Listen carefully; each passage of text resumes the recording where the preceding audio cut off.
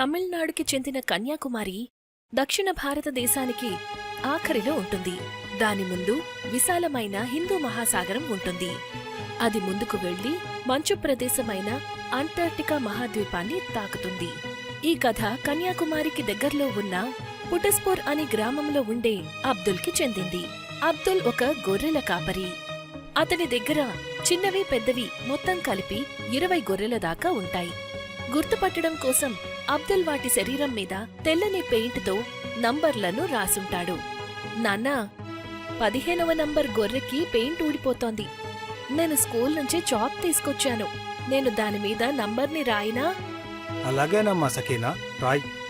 ఎప్పుడైతే సఖీనా గొర్రె మీద నంబర్ రాయడానికి వెళ్తుందో అప్పుడు అబ్దుల్ భార్య హమీదా ఇలా అంటుంది, సకీనాకి ఫీజు కట్టాలి. గయాజ్ కూడా మొబైల్ కోసం ఏడుస్తున్నాడు.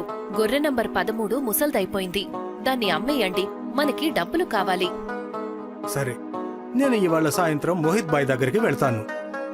ఏదైనా గొర్రె ముసల్దయ్యింది అంటే అబ్దుల్ దానిని ఏదైనా మటన్ షాప్ దగ్గరికి తీసుకువెళ్తాడు. రా అబ్దుల్, రా. ఇవాళ ఏం సరుకు తీసుకొచ్చావు?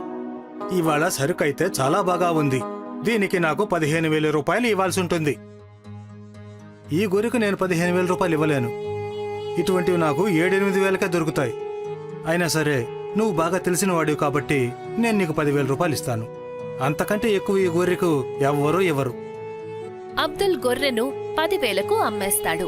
తను కొన్ని మిఠాయిలను డబ్బులను తీసుకుని ఇంటికి వెళ్తాడు. ఎంతకమ్మారు గొర్రెను? మోహిత్ బాయ్ 10,000 రూపాయలు ఇచ్చారు గొర్రెకు. మోహిత్ మీకు చాలా తక్కువ ధర ఇస్తున్నారు. మీరు వేరే ఏదైనా దుకాణానికి ఎందుకు వెళ్లట్లేదు? మోహిత్ బాయ్ నాకు చాలా బాగా తెలిసిన వ్యక్తి. ఆయన సరైన ధరనే ఇస్తారు. 10,000కి సకీనా ఫీజ్ ఇంకా గయాజ్ మొబైల్ 2 పనులు అయిపోతాయా? 3,000 నా దగ్గర ఉన్నాయి. 13,000కి 2 పనులు అయిపోతాయి. పిల్లలకి ఈ మిఠాయిని పంచు. అబ్దుల్ ఎప్పుడైనా గొర్రెను అమ్మితే తనకి చాలా బాధ కలుగుతుంది. ఎందుకంటే గొర్రెలను పెంచి వాటి మీద ప్రేమ పెంచుకుంటాడు. కాని అబ్దుల్కి అమ్మడం తప్ప వేరే దారి ఉండదు. గుర్రం గడ్డితో స్నేహం చేస్తే ఏం తింటుంది? వాళ్ల ఇల్లు చాలా పాతది, పాడుబడి ఉంటుంది. రాత్రివేళ అందరూ పడుకున్నప్పుడు చాలా పెద్ద వర్షం కారణంగా ఇంటి పైకప్పులోని ఒక భాగం గయాజ్ కాలి మీద పడుతుంది. గయాజ్ కాలికి చాలా గాయం అవుతుంది. ఇంటి పైకప్పుకి కన్నం పడుతుంది. గయాజ్ కాలు వైద్యానికి చాలా డబ్బు ఖర్చవుతుంది. నేను మీకు ఎప్పటినుంచో చెప్తున్నాను ఇంటికి మరమ్మతు చేయించమని. ఇప్పుడు ఏమైందో చూడండి. ఇప్పుడు వైద్యానికి చాలా ఖర్చవుతోంది. ఈ కన్నాన్ని కూడా పూడ్చాలి. నా దగ్గర డబ్బులు ఎక్కడ ఉన్నాయి ఇంటికి మరమ్మత్తు చేయించడానికి? అయినా ఈ పాత ఇంటికి మరమ్మత్తు చేయించటం కూడా పిచ్చి పనే అవుతుంది. ఇది ఎప్పుడైనా కూలిపోవచ్చు. మీరు ఏదో ఒక విధంగా డబ్బు సంపాదించండి. వీలైనంత త్వరగా కొత్త ఇంటికి ఏర్పాటు చెయ్యండి. లేకపోతే మనకి ఉండటానికి కూడా నీడ ఉండదు. గొర్రెలను పెంచడం వల్ల పెద్దగా లాభాలేమీ కలగడం లేదు. నేను ఇంకేమైనా ఆలోచించాలి. అవును నాన్న, స్కూలు పిల్లలు కూడా మమ్మల్ని గొర్రెలకు అక్కయ్య అన్న అని ఎగతాళి చేస్తున్నారు. మీరింకేదైనా పని చేయండి నాన్న. మిఠాయిలంటే చాలా ఇష్టం. తను ఆలోచిస్తాడు, మిఠాయిలను అమ్మితే ఎలా ఉంటుంది అని. నేను కన్యాకుమారి వెళ్తాను. అక్కడ మిఠాయిలు తయారు చేసి అమ్ముతాను. కానీ మీకు మిఠాయిలు తయారు చేయడం రాదు కదా? నేను ఏదైనా దుకాణంలో పనిచేసి మిఠాయిలు తయారు చేయడం నేర్చుకుంటాను. నాన్నా, మీరు మిఠాయిలు తయారు చేయడం నేర్చుకోవడానికి ఎక్కడా పనిచేయనక్కర్లేదు. ఆ రోజు మీరు మిఠాయిలు తీసుకొచ్చారు కదా, అప్పుడు నేను యూట్యూబ్లో మిఠాయిల్ని ఎలా తయారు చేయాలనేది చూశాను. అబ్దుల్ గొర్రెలన్నిటినీ కూడా అమ్మేస్తాడు. ఆ తర్వాత కన్యాకుమారికి వెళ్లి మిఠాయిలు తయారు చేసే వస్తువుల్ని కొంటాడు. వాటిని దుకాణంలో అమ్మటం మొదలు పెడతాడు. కోవాలు కిలో ఎంత? 1 కిలో 200. మా పిల్లలకి రంగురంగుల మిఠాయిలంటే చాలా ఇష్టం. నీ దగ్గర రంగురంగుల మిఠాయిలున్నాయా? ప్రస్తుతానికైతే లేవు బాబు, కానీ త్వరలోనే దొరుకుతాయి. నెమ్మది నెమ్మదిగా అబ్దుల్ వ్యాపారం పెరుగుతుంది. తన దుకాణం నగరంలో అబ్దుల్ మిఠాయి దుకాణం అని ఎంతో ప్రసిద్ధి చెందుతుంది. ఎప్పుడైతే అబ్దుల్ దగ్గరికి డబ్బులు చేరతాయో అప్పుడు తను కొత్త ఇంటిని కట్టించుకుంటాడు. పిల్లలు, మీ పరీక్షలు పూర్తయిన తర్వాత మనం శ్రీలంక తిరగడానికి వెళదాము. అబ్దుల్ కుటుంబం శ్రీలంక తిరగడానికి వెళ్లినప్పుడు తనతో పాటు తన దుకాణం మిఠాయిలు కూడా తీసుకువెళ్తాడు. వాళ్ళు శ్రీలంక వాళ్లకి ఉచితంగా మిఠాయిలు ఇస్తారు. చెప్పండి సార్, మా మిఠాయిలు ఎలా ఉన్నాయి? మీ మిఠాయిలు చాలా అద్భుతంగా ఉన్నాయి. ఇక్కడ మా ఊర్లో అలీ అనే అతను మిఠాయిలు అమ్ముతాడు. కానీ ఇవాళ నాకు తెలిసింది అలీ మిఠాయిల్లో రుచే లేదు అని. అబ్దుల్ కుటుంబం కూడా అలీ మిఠాయిలు తిని చూస్తారు. ఛీ, ఇది చాలా చేదుగా ఉంది. దీన్ని నేను మింగలేకపోతున్నాను. నాన్నా, కన్యాకుమారిలో మీ దుకాణం ఫేమస్ అయిపోయింది. ఆ దుకాణం పనివాళ్లకి అప్పగించి మీరు ఇక్కడ కొత్త దుకాణం తెరవండి. నువ్వు సరిగ్గా చెప్పావు సఖీనా. ఇప్పుడు మనం బిజినెస్ ని శ్రీలంకలో పెడదాము. అబ్దుల్ భారతదేశం నుంచి మిఠాయిలు తెప్పించి శ్రీలంకలో వ్యాపారం మొదలు పెడతాడు. శ్రీలంకలో కూడా అబ్దుల్ వ్యాపారం ఎంతో వేగంగా విస్తరిస్తుంది. అలీ మిఠాయిల్ని అక్కడి వాళ్లు పట్టించుకోవడం మానేస్తారు. అలీ ఒకరోజు అబ్దుల్ దగ్గరికి వెళ్తాడు. చూడు భాయ్, నువ్వు నీ మిఠాయిలని ఎలా తయారు చేస్తావు? నీ పద్ధతిని నేను నేర్చుకోవాలనుకుంటున్నాను. నీకు స్వాగతం మిత్రమా. నేను నీకు ప్రతి ఒక్కటి చక్కగా చెప్తాను, నేర్పిస్తాను. అలీ అబ్దుల్ మిఠాయిని తయారు చేసే ప్రాసెస్ ని పూర్తిగా చూస్తాడు. తనకి అంతా అర్థమవుతుంది. తేడా కేవలం క్వాలిటీలో మాత్రమే ఉంది అని. అబ్దుల్ భాయ్, నువ్వు ఎంతో మంచి క్వాలిటీని ఎందుకు ఉపయోగిస్తున్నావు? లో క్వాలిటీని ఉపయోగించు. ఖర్చు తక్కువ అవుతుంది, లాభాలు ఎక్కువగా వస్తాయి. లేదు, నేను అలా చెయ్యలేను. నేను నా కస్టమర్లకి వీలైనంత మంచి క్వాలిటీ సరుకు ఇవ్వాలనుకుంటున్నాను. నువ్వు కూడా నీ సరుకు క్వాలిటీని పెంచుకో. చూడు, ఒకవేళ నువ్వు నేను కూడా లో క్వాలిటీ సరుకును ఉపయోగిస్తే అప్పుడు ఎవరికి కూడా క్వాలిటీ గురించి తెలియదు. మన ఇద్దరికీ లాభం కలుగుతుంది. నీకు కావాలంటే నేను నా ఇంపోర్టర్తో మాట్లాడతాను. అతను నీకు చౌకగా సరుకును సరఫరా చేస్తాడు. లేదు లేదు, నాకు చౌక సరుకు వద్దు. ఈ వ్యక్తి కనుక ఇక్కడ ఉన్నాడు అంటే అప్పుడు నా వ్యాపారం పూర్తిగా మూతబడిపోతుంది. అలీ ఒక ఆవిడికి కొంత డబ్బులిస్తాడు. తనని అబ్దుల్ దగ్గరికి పంపిస్తాడు. నా దగ్గర డబ్బులేవు, కానీ నాకు మిఠాయి తినాలని చాలా ఆశగా ఉంది. మీరు నాకు మీ మిఠాయిని తినిపిస్తారా? అలాగే సిస్టర్, మీకు ఎంత కావాలంటే అంత తినండి. దేవుడి దయ వల్ల మీరు తినడం వల్ల నాకు ఎటువంటి నష్టమూ రాదు. మీ గొంతు మిఠాయిలాగా తియ్యగా ఉంది. మీరు నన్ను సిస్టర్ అనకండి. నా పేరు రసీలి. మీరు నన్ను ఆ పేరుతోనే పిలవండి. నేను మిమ్మల్ని ఒంటరిగా కలవాలనుకుంటున్నాను. మీ దగ్గర టైం ఉందా? అలీ ప్లాన్ ఏంటంటే రసీలి అబ్దుల్ని తన వలలో వేసుకోవాలి అని. ఆ తర్వాత తన మీద తప్పుడు నింద వేసి తనని అవమానించి జైలుకు పంపించాలి అని. కాని అలీ ప్లాన్ సఫలం కాలేదు. అబ్దుల్ రసీలి మాటలను బట్టి అంచనా వేశాడు. ఆ తర్వాత స్ట్రిక్ట్ గా, నేను పెళ్ళైన వ్యక్తిని, అందుకని నేను నిన్ను ఒంటరిగా కలవలేను. అతను ఆడవాళ్ల వలలో పడే మనిషి కాదు. నువ్వు ఇంకేదైనా ఆలోచించు. అలీ తనకి తెలిసిన ఒక మంత్రి దగ్గరికి వెళ్తాడు. మంత్రి గారు, అబ్దుల్ అనే ఒక భారతీయుడు నన్ను చాలా ఇబ్బంది పెడుతూ ఉన్నాడు. మీరు ఏదొక విధంగా తన మీద కేసు పెట్టి మళ్ళీ తనని తమిళనాడుకు పంపించేయండి. ప్రస్తుతం నేను భారత్ సర్కార్తో మంచిగా ప్రవర్తించాలి. భారత్ సర్కార్ అన్ని విధాలా మనకు సహకరిస్తుంది. ఈ సమయంలో భారతీయ వ్యాపారాన్ని కష్టపెట్టడం మంచిది కాదు. నువ్వు ఇంకేదైనా ఆలోచించుకో. అలీ కోప్పడతాడు. ఇంటికి వెళ్లిపోతాడు. ఏమైంది? ఈ మధ్య మీరు ఎందుకిలా విసుగ్గా ఉంటున్నారు? ఇప్పుడు నా విసుగు గురించి నీకెందుకు? నీకు మంచి నగలు దుస్తులు కావాలంతే కదా. మంచి నగలు బట్టలు కావాలనుకోవడంలో తప్పే ఉంది. కాని మీ విసుక్కి కారణమేంటో చెప్పండి. నేను మీకేదైనా సలహా ఇవ్వగలనేమో. అలీ తన భార్యకి సమస్య గురించి చెప్తాడు. మా అన్నయ్య షారుఖ్ అంటార్టికా యాత్రకు వెళ్తున్నాడు. ఆ వ్యక్తిని పడవలో కూర్చోపెట్టి అంటార్టికాలో పడేయించు. అక్కడ ఎటు చూసినా మంచే. అతను అక్కడే చస్తాడు. అలీ మరిది ఏ రోజైతే అంటార్టికాకి వెళ్తూ ఉంటాడో సరిగ్గా ఒక్కరోజు ముందు అలీ కొంతమంది ముసుగు వేసుకున్న గూండాల ద్వారా అబ్దుల్ని కిడ్నాప్ చేయిస్తాడు. అబ్దుల్ కాళ్ళు చేతులు కట్టేసి కళ్ళకి గంతలు కట్టి షిప్లో పడుకోబెట్టేస్తాడు. అలీ మరిది అబ్దుల్ని మంచు ప్రదేశమైన అంటార్టికాలో పడేస్తాడు. అక్కడ దూర దూరాల వరకు మంచు తప్ప ఇంకేమీ కనపడదు. ఏదో ఒక విధంగా అబ్దుల్ తన గంతల్ని తొలగిస్తాడు. నేను ఎక్కడ ఉన్నాను? ఇక్కడ చాలా చలిగా ఉంది, చాలా ఆకలిగా ఉంది. ఇక్కడ తినడానికి కూడా ఏమీ దొరకడం లేదు. అప్పుడే అబ్దుల్కి తనక వెనుక నుంచి ఎవరిదో శబ్దం వినిపిస్తుంది. అబ్దుల్ వెనుక ఒక తెల్ల ఎలుగుబంటి నిలబడి ఉంటుంది. ఎలుగుబంటి అతన్ని వెంబడిస్తుంది. అది అబ్దుల్ని అటు ఇటు పరిగెత్తిస్తుంది. భగవంతుడా, ఇప్పుడు ఈ సమస్యని ఎలా ఎదుర్కోవాలి? అబ్దుల్ చల్లటి నీళ్ల నదిలో దూకాల్సి వస్తుంది. అప్పుడు ఆ ఎలుగుబంటి అతన్ని వదిలేస్తుంది. ఈ ఎలుగుబంటి ఏదొకటి తింటుంది. నేను కూడా దాని వెనక వెళితే నాకు భోజనం లభిస్తుంది. అబ్దుల్ ఎలుగుబంటిని వెంబడించి వెళ్తాడు. ఎలుగుబంటి మరొక ఎలుగుబంటి దగ్గరికి వెళ్తుంది. అది నేల మీద పడి ఉంటుంది. పడిపోయి ఉన్న ఎలుగుబంటికి గాయమయ్యుంటుంది. దాన్నుండి రక్తం కారుతూ ఉంటుంది. నేను ఆ ఎలుగుబంటికి సాయం చెయ్యాలి. అబ్దుల్ భయపడుతూనే గాయపడిన ఎలుగుబంటి దగ్గరికి వెళ్తాడు. తన బట్టల్ని ఉపయోగించి దానికి కట్టుకడతాడు. ఇప్పుడు అబ్దుల్ దగ్గర వేసుకోవడానికి షర్ట్ కూడా ఉండదు. భగవంతుడా, నాకు సాయం చెయ్యి. అప్పుడే అబ్దుల్ కళ్ల ముందు ఒక దేవత ప్రత్యక్షమవుతుంది. నేను మంచు దేవత ఐసును. ఇక్కడ ప్రాణులను చూసుకుంటూ ఉంటాను. ప్రతి సంవత్సరం ఇక్కడికి వేటగాళ్లు వస్తారు. ఎలుగుబంట్లను వేటాడతారు. నువ్వు గాయపడిన ఎలుగుబంటికి సాయం చేశావు. నాకు చాలా సంతోషంగా ఉంది. అందుకే నేను నీకొక బహుమానం ఇవ్వాలనుకుంటున్నాను. దేవత అబ్దుల్కి ఒక కర్రను ఇస్తుంది. ఈ కర్రతో నువ్వు మంచును ముట్టుకో. నువ్వు ఏ వస్తువు కావాలనుకుంటావో మంచు ఆ వస్తువుగా మారిపోతుంది. నేను కన్యాకుమారి నుంచి వచ్చాను. ముందుగా నేను ఒక మంచి పడవను తయారు చేసుకుని ఇంటికి వెళ్తాను. కాని ఇంటికి వెళ్ళిన తర్వాత ఈ కర్ర వల్ల ఉపయోగం ఉండదు. ఎందుకంటే కన్యాకుమారిలో మంచు ఉండదు కదా.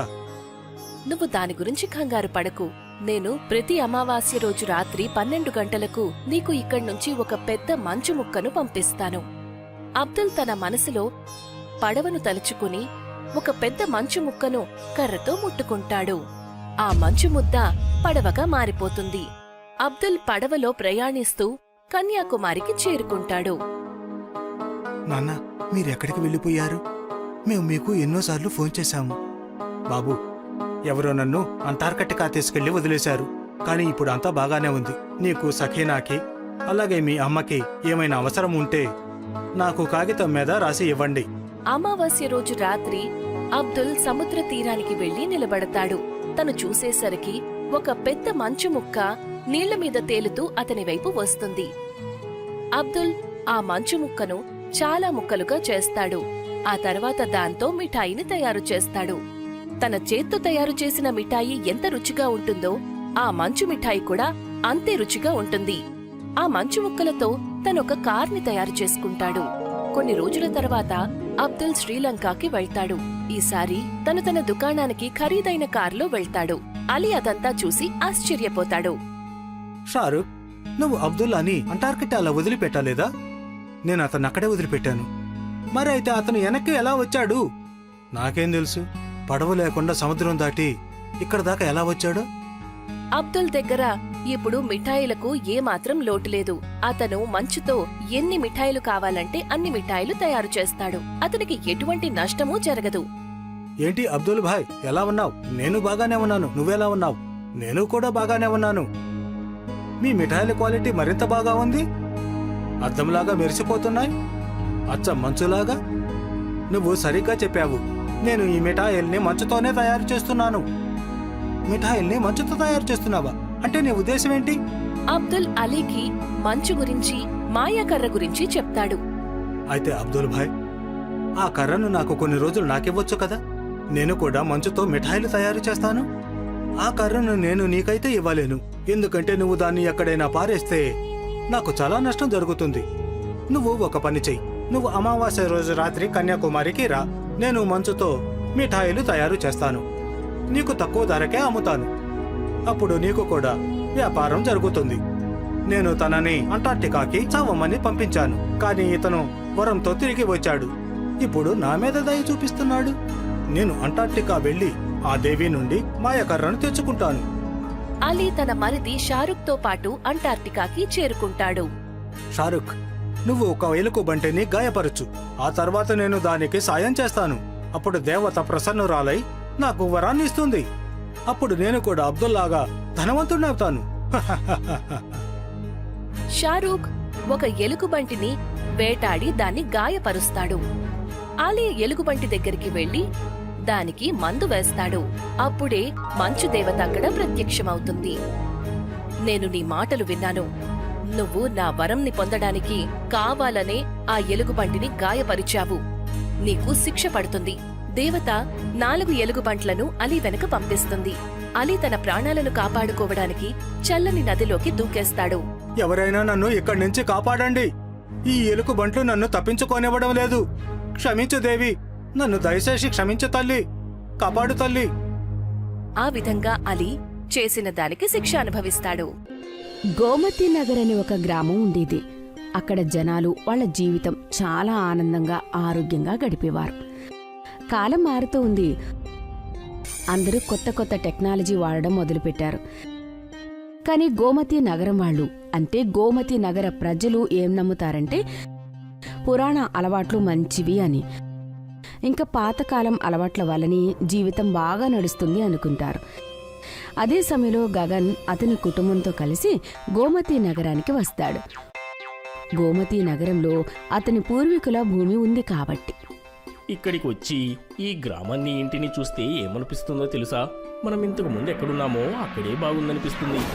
ఇక్కడ జనాలకి స్మార్ట్ ఫోన్ అటు పక్కన పెట్టు, కనీసం టీవీ గురించి కూడా తెలీదు. నాకు ఇప్పటి నుంచే భయంగా ఉందండి.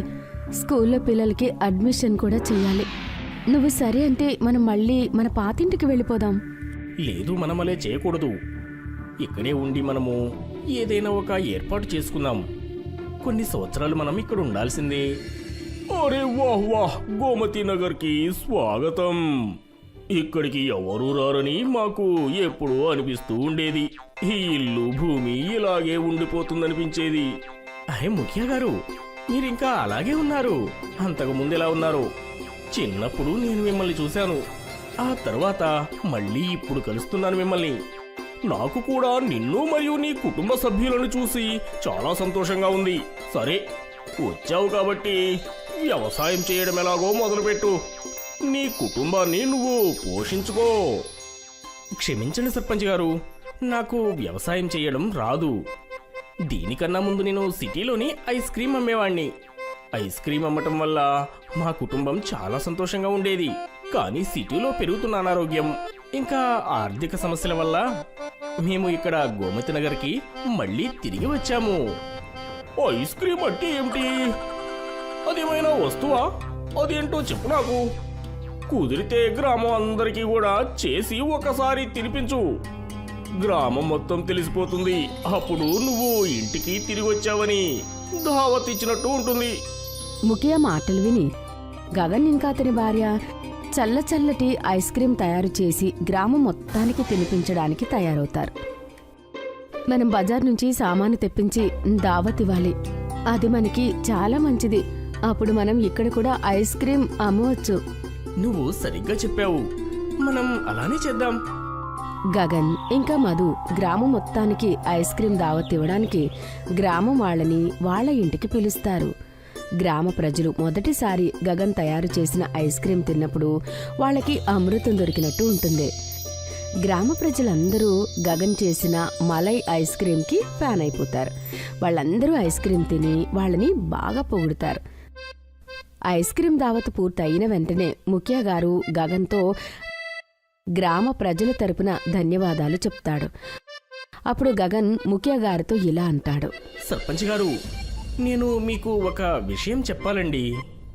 మన గ్రామంలోని ఐస్ క్రీం వ్యాపారాన్ని నేను మొదలు పెట్టాలనుకుంటున్నా. దానివల్ల మా కుటుంబానికి కాస్త ఆదాయం వస్తుంది. ఇంకా మా మనసులు కూడా కాస్త కుదుట పడతాయి. ఒరే, అందులో అడగాల్సిన అవసరం ఏముంది? అది నువ్వు తప్పకుండా చేసుకోవచ్చు. గ్రామ ప్రజలు ఆరోగ్యంగా ఉన్నంత వరకు, వాళ్ళు బలంగా ఉన్నంత వరకు మాకు ఏ విధమైన ఇబ్బంది లేదు. అయినా కూడా అది పాలతో తయారు చేస్తారు కదా. మరుసటి రోజు నుండి గగన్ ఇంకా మధు ఒక చిన్న ఐస్ క్రీం బండిలో ఐస్ క్రీం తయారు చేసి గ్రామం మొత్తం అమ్మడం మొదలు పెడతారు. ఐస్ క్రీం వ్యాపారం మొదలు పెట్టగానే వాళ్ళ వ్యాపారం చాలా బాగా నడుస్తుంది. చూస్తూ చూస్తూనే పిల్లలు, పెద్దవాళ్ళు ఇంకా గ్రామంలో ఉన్న మహిళలందరూ వాళ్ళ ఐస్ క్రీంని తింటూ ఉంటారు. మొదటి రోజే మన వ్యాపారం చాలా బాగా నడిచింది. గ్రామం మొత్తం మన గురించే మాట్లాడుకుంటున్నారు. ఇంకా మనం కొన్ని డబ్బులు సంపాదించి మనం ఈ ఇంటిని ఇంకా బాగా చేసుకుందాం. ఇంకా దగ్గర ఉన్న స్కూళ్ళలో మన పిల్లలకి అడ్మిషన్ కూడా చేద్దాం. ఒకవేళ అలా జరిగితే చాలా సంతోషం. నీకు నేను స్వీట్లు తినిపిస్తాను. కాలం గడుస్తూ ఉంది. గగన్ రోజు ఉదయాన్నే ఐస్ క్రీం బండి తీసుకుని గోమతీ నగర్ మొత్తం తిరుగుతూ ఉంటాడు. ఎక్కువ లాభం వస్తుంది అనే కారణంగా అతను చుట్టుపక్కల ఉన్న గ్రామాలకి కూడా వెళ్ళి ఐస్ క్రీం అమ్మేవాడు. ఇంకా వాళ్ళ పిల్లల్ని మంచి స్కూల్లో జాయిన్ చేశాడు. కానీ గగన్ ఆనందం ఎక్కువ రోజులు ఉండలేదు. గోమతీ నగర్లో కొంతమంది పిల్లలు ఇంకా ముసలివాళ్ళు ఎక్కువ ఐస్ క్రీం తిన్న కారణంగా వాళ్ళకి అనారోగ్యమైంది. గ్రామ ప్రజలు అనారోగ్యం అవ్వడానికి కారణం ముఖియా గారు ఇంకా గ్రామ ప్రజలు కలిసి దానికి కారణం గగన్ ఐస్ క్రీమే అని నిర్ణయిస్తారు. గ్రామం మొత్తం గగన్ ఇంటి దగ్గరికి వెళ్తారు. బయటకు రా నువ్వు. ఆఖరికి నీ సిటీ రూపాన్ని నువ్వు ఇక్కడ చూపించావు కదా. ఊళ్ళో ఉన్న వాళ్ళంతా నీ ఐస్ క్రీం తిని అనారోగ్యం పాలయ్యారు. ముసలివాళ్ళు పిల్లలు ఆ నొప్పితోని చచ్చిపోతున్నారు. నువ్వు ఇంట్లో హాయిగా విశ్రాంతి తీసుకుంటున్నావా? మా ఐస్ క్రీం వల్లనా? కానీ మేము ఎలాంటి హానికరమైనది కలపలేదే. మేమైతే మంచి పాలు ఇంకా మంచి సామాన్లతోనే తయారు చేశాం. మరి నా కొడుకు ఎలా అనారోగ్యం పాలయ్యాడు చెప్పు. వాడు నిన్ననే కదా మీ దగ్గర ఐస్ క్రీం తిన్నాడు. సర్పంచ్ గారు, అన్ని మాటలు మాట్లాడడం అనవసరం. అతన్ని వెంటనే గ్రామం నుంచి పంపించేయండి. మన గ్రామంలో ఇలా కల్తీ చేసేవాడు అస్సలు అవసరం లేదు. దయచేసి మా మాటలు ఒక్కసారి వినండి. మేము నిర్దోషులం. మేము ఎవరికి ఏ అనారోగ్యం చేయాలని అనుకోలేదు. ఒకవేళ మిమ్మల్ని మేము క్షమించాలి అంటే మీరు గ్రామంలో ఉన్న వాళ్ళందరూ బాగోయేలా చేయండి. ఒకవేళ అందరినీ ఆరోగ్యంగా మీరు చేసినట్లయితే మీరు గ్రామంలోని ఉండవచ్చు. లేకపోతే మీరు ఈ గ్రామంని కుటుంబంతో పాటు వదిలిపెట్టాల్సి ఉంటుంది. సరే సర్పంచ్ గారు, నేను ఒప్పుకుంటున్నాను. నాపై పడ్డ నిందని ఇది తప్పు అని నేను నిరూపించి తీరుతాను. గగన్ గ్రామ ప్రజలు ఎందుకు అనారోగ్యం పాలయ్యారా అని తెలుసుకుంటాడు. అయితే అతనికి తెలుస్తుంది, అతను ఏ పాలతో అయితే ఐస్ క్రీం తయారు చేశాడో ఆ పాలు చెడిపోయాయి. అతను పాలవాడి దగ్గరికి వెళ్ళి ఇలా అంటాడు. నువ్వు అలా ఎందుకు చేశావు? గ్రామం వాళ్ళందరూ నన్ను తిడుతున్నారు.